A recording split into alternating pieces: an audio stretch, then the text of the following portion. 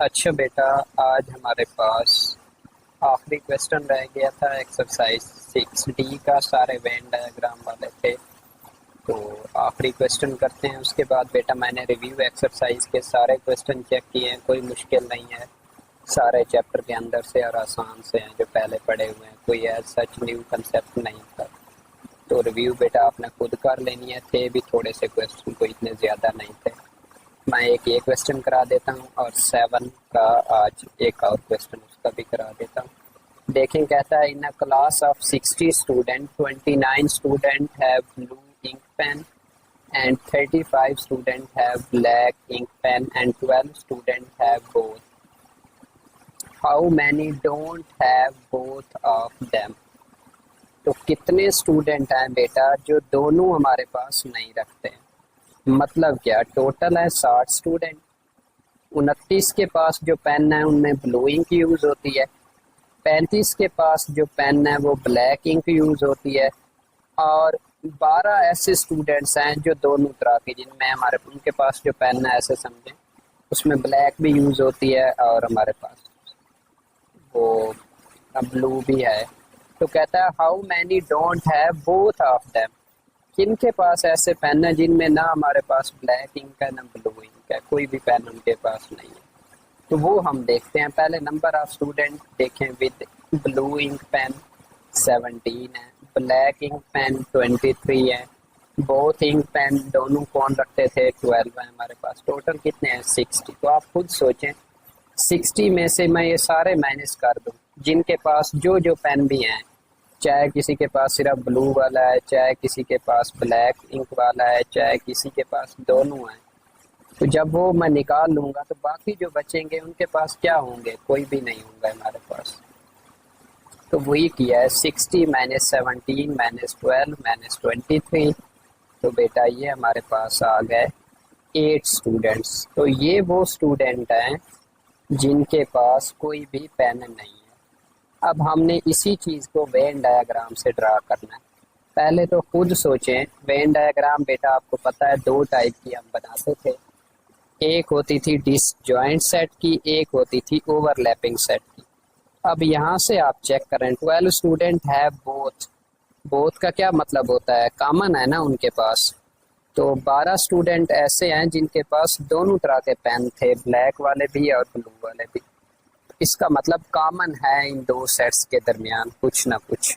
तो इसलिए मैंने एक को ए का नाम दे दिया, एक सेट को बी का, और उनको आपस में ओवरलैप करवा दिया। क्यों? क्योंकि दोनों के दरमियान क्या है, कुछ ना कुछ कॉमन है। अब आप कहेंगे इधर हमारे पास सेट कहाँ से आ गए? तो ये इनको सेट बना दिया है बेटा। जिनके पास ब्लू पेन थे उनका सेट एक बना दिया है, जिनके पास हमारे पास ब्लैक थे उनका एक सेट बना दिया, और दोनों सेट ओवरलैपिंग बनाए। क्यों? क्योंकि दोनों के दरमियान कॉमन भी है, हमें पता है। अब आप खुद सोचें, दोनों के दरमियान कॉमन कितने हैं? 12। तो कॉमन वाला जो पोर्शन है वो कितना आ गया? 12 आ गया। देखें तो बाकी अब अपने टोटल ब्लू वाले देखें हमारे पास। ब्लू वाले टोटल हमारे पास कितने हैं? 29 स्टूडेंट्स। तो अब आपने ब्लू वाले 29 कंप्लीट करने हैं। 12 तो इधर आ गए, बकाया कितना बचे? 17। तो 29 पूरे नहीं हो जाएंगे, ये चीज़ है।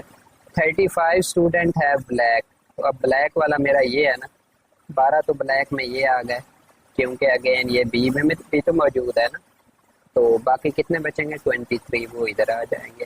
टोटल 35 पूरे होते हैं, तो ये होगा।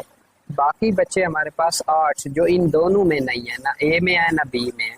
तो इनको इनसे बाहर लिखेंगे ना। तो देखें ये इनको इनके बाहर लिखा है और इसको यूनिवर्सल का नाम दे दिया। तो ये चीज़ बेटा आसान सा आपका आखिरी क्वेश्चन था। अब हम आते हैं चैप्टर 7 का। एक क्वेश्चन करा देता हूँ, आसान है बेटा। बाज़ औक़ात हमें टर्म्स गिवन होती हैं, ये वैसे पीटीपी की बुक में ज़्यादा एक्सप्लेनेशन है, आपकी बुक में नहीं थी कुछ भी एज सच। ऐसे सीक्वेंस हमें गिवन होते हैं, हमें उनमें चेक करना होता है 2-3 वे से चीज़ें। ओवरऑल बता देता हूँ, आपकी 8th के सिलेबस में इतने ज़्यादा नहीं होंगे। या सीक्वेंस वो बना होता है सब्ट्रैक्शन से या एडिशन से। मतलब क्या, आगे टर्म्स ऐड हो रही होती हैं। जैसे मैं एक सीक्वेंस आपको बताता हूँ 1 2 3 4। अब मैं आपसे पूछूं ये सीक्वेंस कैसे बना है, तो आप कहेंगे सर पहला डिजिट अगला डिजिट में एक ऐड कर दें, मतलब 1 + 1 किया है तो अगला डिजिट बन गया 2, फिर 2 + 1 किया है तो अगला डिजिट बन गया 3, फिर 3 + 1 किया है तो अगला डिजिट बन गया 4। ये सीक्वेंस इस तरह बना है। दोबारा सीक्वेंस सुन लें, मैंने कहा एक सीक्वेंस मैं ले रहा हूँ बेटा, वो हमारे पास है 1 2 3 4 का। तो मैंने आपसे पूछा ये सीक्वेंस बना कैसे है और ये सीक्वेंस है या नहीं है, तो आपने कहा बिल्कुल सर सीक्वेंस है और ये सीक्वेंस बना है 1 1 ऐड करके हमारे पास। तो यही चीज़ इधर होती है आपके पास, या तो कोई नंबर हमारे पास ऐड या सब्ट्रैक्ट करके कोई सीक्वेंस बनता है, या डिवाइड करके, या मल्टीप्लाई करके। तो ये मोस्टली 3 चीज़ें हमारे पास यूज़ होती हैं। अब वो सीक्वेंस से आपको पहचाननी होगी। पहले पहले मोस्टली कोशिश किया करें एडिशन और मल्टीप्लिकेशन चेक करें। पहला डिजिट बड़ा इंपॉर्टेंट होता है, पहला देखें, दूसरा देखें, तीसरा, चौथा। 2 6 10 4। तो पहले तो मुझे ये पता चल गया 2 के बाद 6 आ रहा है तो नंबर इंक्रीज हो रहे हैं, तो इसका मतलब सब्ट्रैक्शन वाला तो ये सीक्वेंस है ही नहीं, क्योंकि नंबर आगे इंक्रीज हो रहा है ना। 2 में से सब्ट्रैक्ट करूँ आगे नंबर तो डिक्रीज आना चाहिए था, तो इसका मतलब कोई ना कोई नंबर ऐड हुआ है। वो मैं चेक करूंगा कि सीक्वेंस वाकई सही बनता है या नहीं बनता।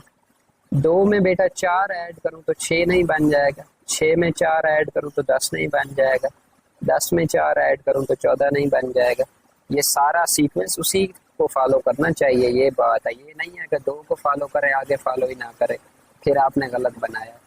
तो यहाँ से बेटा मुझे सीक्वेंस देखकर ही पता चल गया, from a given sequence we can note that A1 is equal to 2। पहला जो आपका होता है ना सीक्वेंस का बेटा, उसे हम नाम देते हैं A1 का। वो कितना है 2 के इक्वल। A2 वो दूसरे वाला, ये वाला, ये कैसे बना है 2 में 4 ऐड करके, 2 + 4। A3 कैसे बना है 6 में +4 ऐड करके, जैसे हमने पहले डिस्कशन की है।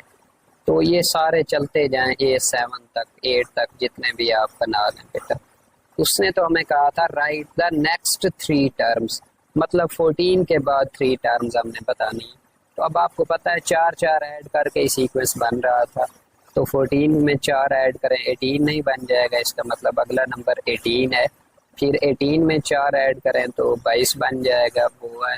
22 में 4 ऐड करें तो 26 बन जाएगा। ये नेक्स्ट 3 टर्म्स आ जाए। अब इस सीक्वेंस को देखें, 30 36 42 48, कौन सा मुश्किल है, वाज़े नज़र आ रहा है। 30 से 36, इसका मतलब 6 ऐड किया है। अच्छा, फिर हमने सीक्वेंस जहन में बना लिया कि 6 ऐड करके सीक्वेंस बनना चाहिए। अब वो हम आगे सारा अप्लाई करेंगे। 36 में 6 ऐड करें तो 42 बनता है, जी बनता है, इसका मतलब ठीक है। 42 में 6 ऐड करें तो 48 बनता है, तो इसका मतलब ये सीक्वेंस है।